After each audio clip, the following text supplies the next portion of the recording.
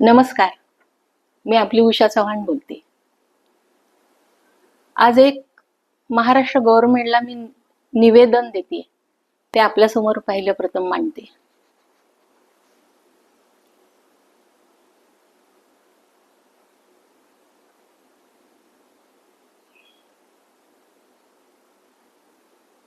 आपण वाचलंच असेल निवेदन माझं, आपल्याला मी वाचून दाखवते. महाराष्ट्र शासनाने पुढाकार घेऊन धनकवडी सर्वे नंबर 13/2/1 व 2/1 पुणे येथील माझ्या जागेतील 60 फुटी रस्त्याच्या TDR देण्याबाबत व आमच्यावर होणारा अन्यायाबाबत गेले 26 वर्षाच्या संघर्षानंतर मुंबई उच्च न्यायालयाने मार्च 2026 रोजी आमच्या बाजूने दिलेल्या आदेशाप्रमाणे आमचे म्हणणे ऐकून व पुराव्याचे कागद जमा करून पुणे महानगरपालिकेचे आयुक्त श्री नवल किशोर राम यांनी 13,456 चौरस मीटर पैकी आम्हाला आमचा अर्धा म्हणजेच 50% TDR देऊन टाकावा.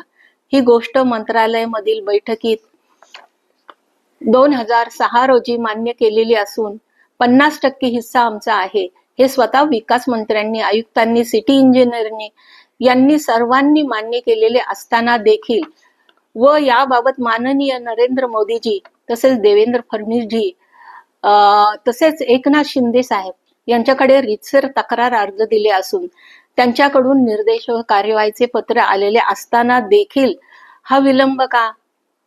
एका मराठी महाराष्ट्रातील कलाकारावर असा अन्याय करू नये ही माझी विनंती आहे.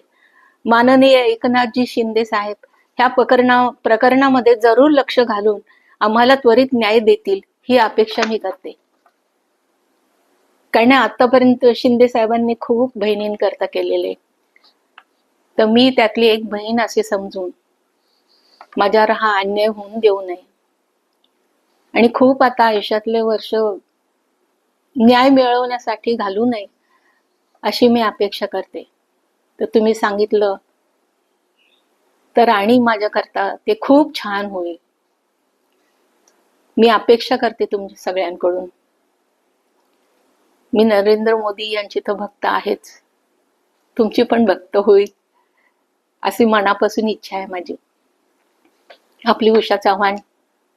जय हिंद, जय महाराष्ट्र.